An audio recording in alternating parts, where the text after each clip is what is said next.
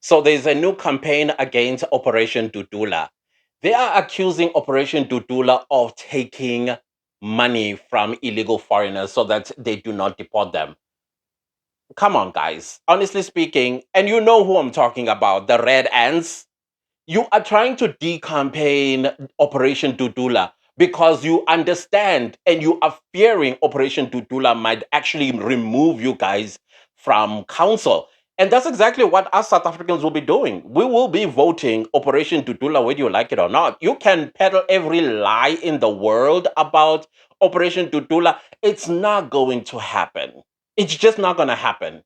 You'll try it with Zandile and saying she doesn't know what frontline states are. Who gives a rat's tail about that?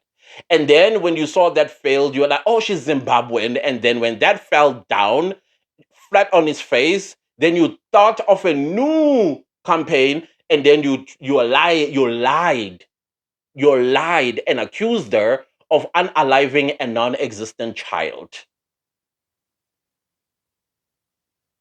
And you want to be voted for? And now, when that fell down on its face, now you are saying they're extorting illegal foreigners. We don't believe that either. Operation Tutula is South Africans. I don't know when this is going to sink into your thick skulls. Operation Tutula is South Africans, and South Africans are Operation Tutula. And yes, there are a lot of political parties that are not going to return after the 2026 local government elections. If you guys come knocking down on our doors during your campaigns, we'll be shutting it on your faces. Or we will be shutting it on your faces just to send a strong message that you're not coming back. We don't trust you. You don't love us. You never thought about us. You always serve the wrong people. Why should we vote and other people get to enjoy what we voted for? Make that make sense. That campaign is not going to work. It's not going to work. Operation Tutula is South Africans. South Africans are Operation Tutula. Just like Ujenon Tlantam Kwanazi is South African and South Africans are Jenon Tlantam Kwanas. That's us. Welcome to South Africa 2025.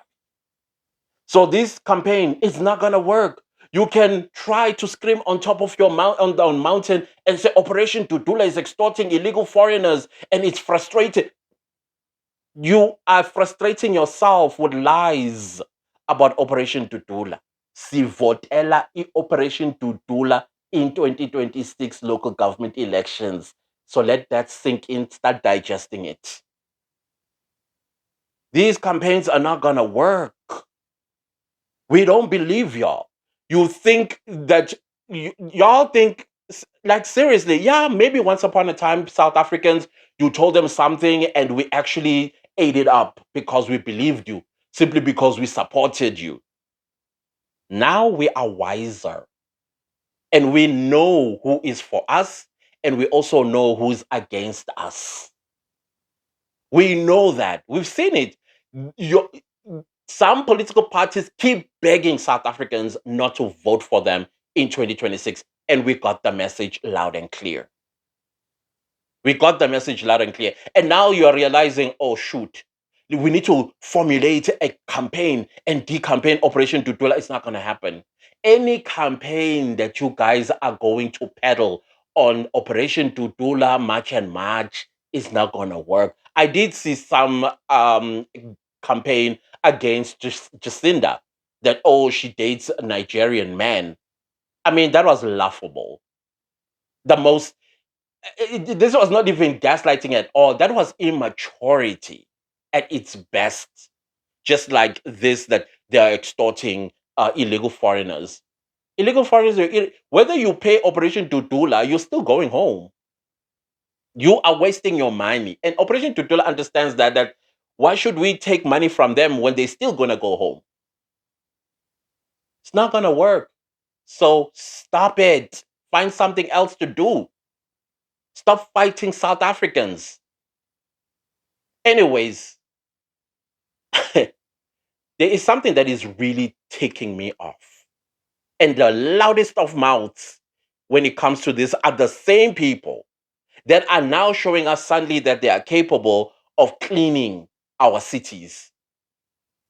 You go to the city of Johannesburg, it's you actually get you forget you actually forget that once upon a time it was unwalkable here.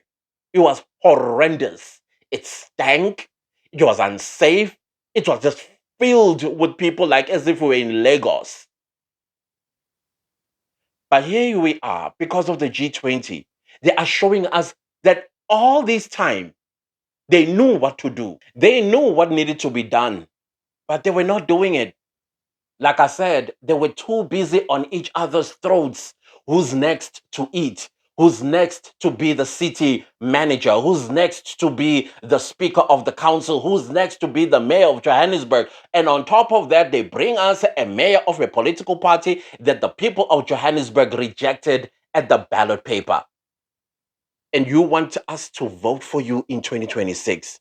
That is why Operation Dudullah, you better be prepared. Prepare yourself and give us the best of your counselors.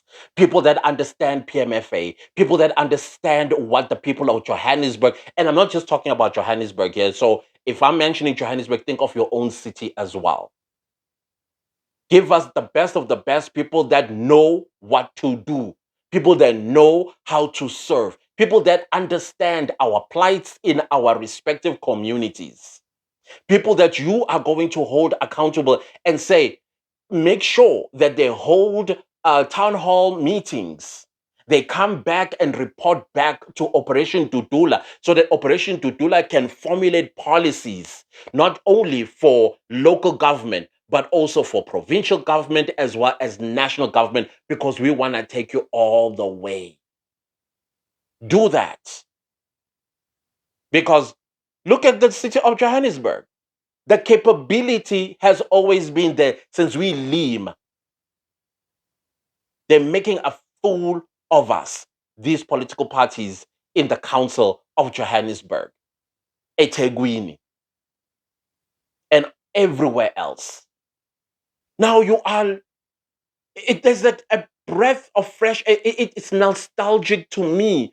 It took me back to when I was this 14-year-old boy walking down the streets of Johannesburg, going to Carlton Center at the ice rink and the arcade there to play and being a child.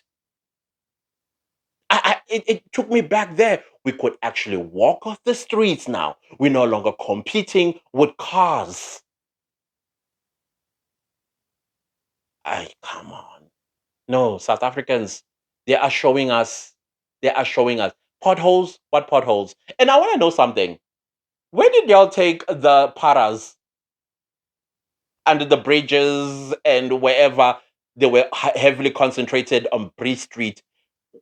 Where did y'all take the paras? Did you guys just hide them somewhere? I hope wherever you took them to is rehab. I hope you took them to rehab. And not only after they are done with their keep them there for a year and then have a contingency plan for them. But I don't think that this council has any innovative thoughts about how to improve their lives once they get out of these rehabs, because they are not creating any conducive environment for them to thrive as entrepreneurs, students, and other stuff that will keep them out of using white powder. Iwonga, or Nyaup, as you guys is called here in Gauteng. Operation Dudullah, this is your moment. And we are ready with our exes next to you. I'm telling you, I am telling you, no D campaign shall prosper with us around. Oh no, with us around, we know who you are. You are us. We are you. So now it's clear after the G20, things will go back to the former status quo. We must not allow it. We must not allow it.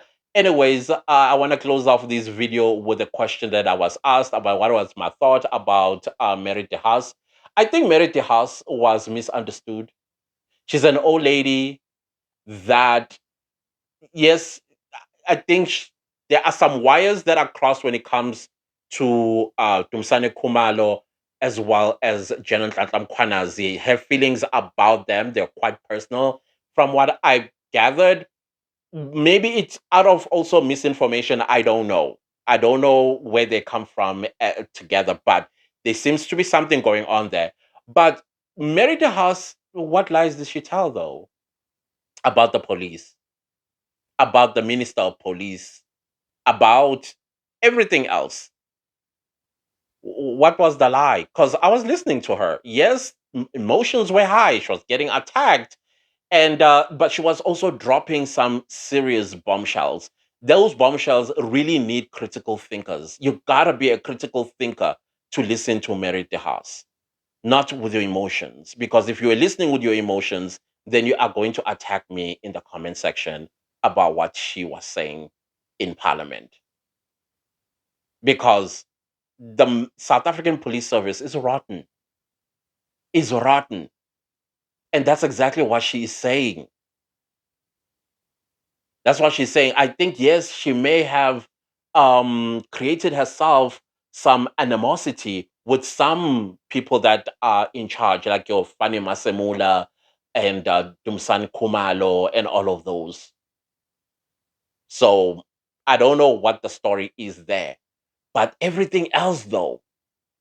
And I'm not talking about the PKTT and how she feels about the PKTT, because what she was actually saying about PKTT, why is it not expanded across the country since it is so good at what it does?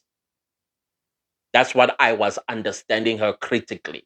That it shouldn't be a special unit, but it must also descend to all other provinces.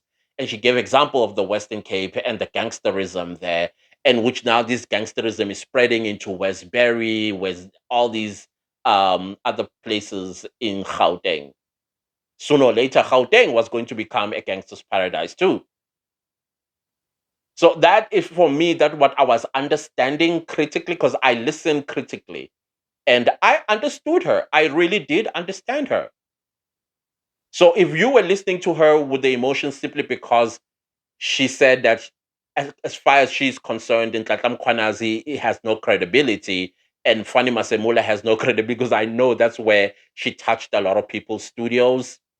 My studio was touched too, but I needed to take those emotions, cast them aside, and listen to what she is saying. I mean, I also like the fact that she exposed this ad hoc committee, that you guys are talking about the most critical department of our national security, and you don't even have a forensic expert to test everything that is being said here. I was like, yes, ma'am. I mean, if you go to serious law firms, the law firms that are serious, most of these law firms, of course, will be the white law firms. They have their own investigators, they have their own ballistics, they have their own experts. I'm talking about, they have their own forensics. So if you walk in and then you are hiring them to represent you, they send out these people to find information, to investigate. So why the ad hoc committee did not think about that? And I was like, see, she's even assisting. She's even assisting. Anyways, I think the members of parliament were quite exposed by Mary DeHaas. So please go ahead and attack in the comment section. I'm ready for that too. Other than that, let me leave this video right here. Thank you so much, guys, for watching, and I'll see you next time. But please don't leave without liking. Goodbye.